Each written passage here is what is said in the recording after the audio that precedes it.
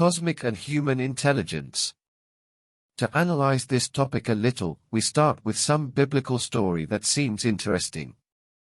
And the Bible tells us, and God created man in his image and likeness.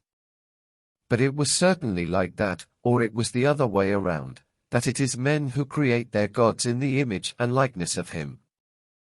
We also have to take into account that many men are not believers, in addition to the fact that there are very diverse religions, and that it is possible that on multiple planets there are intelligent beings who possibly also tend to create their gods. However, we can unite them all, believers and non-believers, and replace the concept of God with the concept of cosmos. And so it would be, and the cosmos creates man or intelligent being in the image and likeness of him. This, which at first might seem somewhat inconsistent, if we look at it, has an overwhelming consistency and logic, because where does man get all his intelligence and way of acting? Well, simply from the observation of the cosmos, and its adaptation and operation on it. We are not inventing new metaphysical or intelligence capabilities or non-existent in the cosmos or nature. We simply see, observe, analyze and learn from everything that surrounds us, and then we act accordingly. So yes, the cosmos or nature builds man in its image and likeness. But with body resemblance.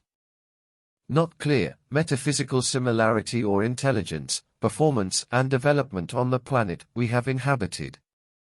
Well, here we already find the main element of resemblance to the cosmos. Our humanoid intelligence resembles and is observed and obtained from the cosmic nature that surrounds us.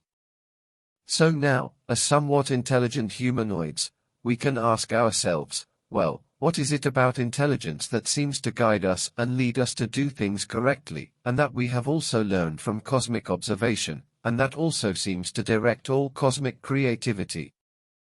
How could we define what we call cosmic and human intelligence? So trying, well, it seems that we could define it as a metaphysical capacity of knowing and being able to interrelate and join together simple physical elements but that have complementary properties and characteristics in such a way that with their union improved, more evolved sets with better properties than those they had separately.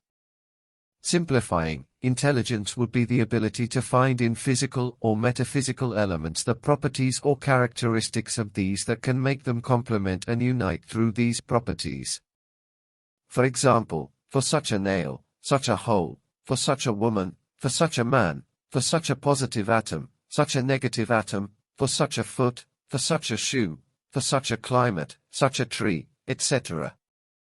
Well, this quality of intelligence is possessed by both the cosmos or nature and the human being.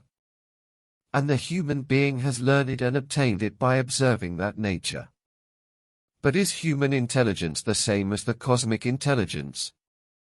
Almost, but perhaps the cosmos uses it in a different way because it seems that it wants to allow freedom of creativity and not intervene directly in the cosmic creation. But why? Because perhaps the cosmos feels a certain modesty in expressing yourself directly and want your own creativity to create itself, avoiding that much feared determinism of current scientists, to leave it in the hands of a state of initial chaos, which nourishes and fights against itself. Encourage unexpected creations which are more interesting and vital than keeping everything under control. But perhaps we will see that in another separate chapter, since I do not want to go into each of these chapters too much. For now, nothing more. Thank you very much for your interest and kindness.